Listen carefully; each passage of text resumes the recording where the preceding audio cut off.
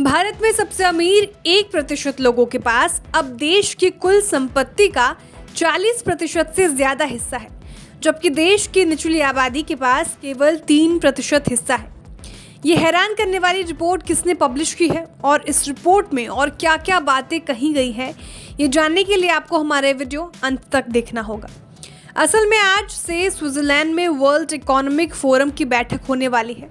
Oxfam ने world economic forum की सालाना बैठक के दौरान अपनी वार्षिक असमानता रिपोर्ट यानी एनुअल इनइक्वालिटी रिपोर्ट जारी किया है।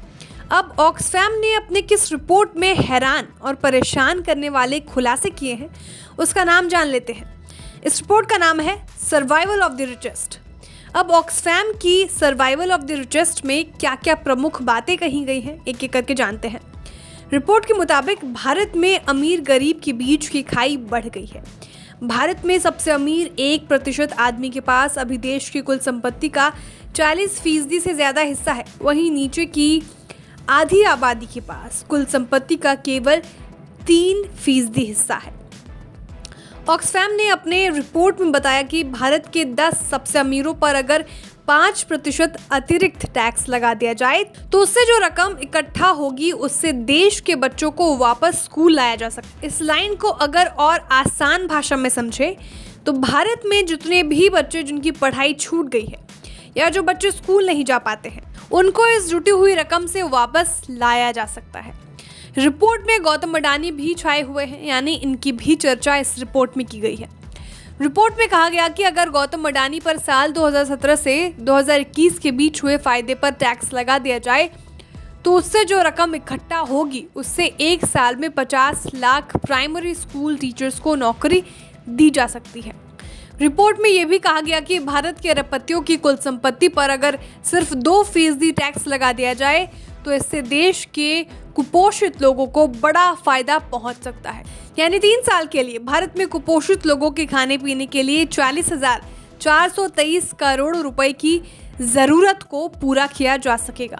अब क्या आपको पता है कि देश में साल 2020 में अरबपतियों की कुल संख्या कितनी थी? अगर नहीं पता तो हम आपको बताते हैं। भारत में 3 साल पहले यानी साल 2020 में अरबपतियों की कुल संख्या 102 थी, लेकिन इसमें बेतहाशा वृद्धि देखने को मिली है। मात्र 2 साल में यानी साल 2020 से लेकर 2022 तक देश में अरबपतियों की संख्या में बेतहाशा वृद्धि देखने को मिली। 102 अरबपतियों से ये संख्या 166 हो गई है, यानी 50% से भी ज्यादा की वृद्धि मात्र 2 सालों में देखने को मिली है। यानी कोरोना काल में अमीर और अमीर होता चला गया और गरीब होता चला गया। आंकड़े भी इस बात की तस्दीक कर रहे हैं। जब से कोरोना महामारी शुरू हुई तब से लेकर नवंबर 2022 तक भारत में अरबपतियों की संपत्ति में 121% या 3,608 करोड़ रुपए प्रतिदिन की वृद्धि हुई है। अब जाते जाते जेंडर इनइक्वालिटी पर भी बात कर दी जाए। ऑक्सफैम की रिपोर्ट में बताया गया कि पुरुष कर्मचारियों को जहां 1 रुपये मिलता था वहीं महिला श्रमिकों को सिर्फ 63 पैसे मिलते हैं। इस खाई को भी आने वाले समय में कम करने की जरूरत है। अब देखना होगा कि इस रिपोर्ट में कही गई बातों का असर क्या होता है और क्या क्या बदलाव आने वाले समय में देखने को मिलते हैं। Bureau report, बिस्ताक।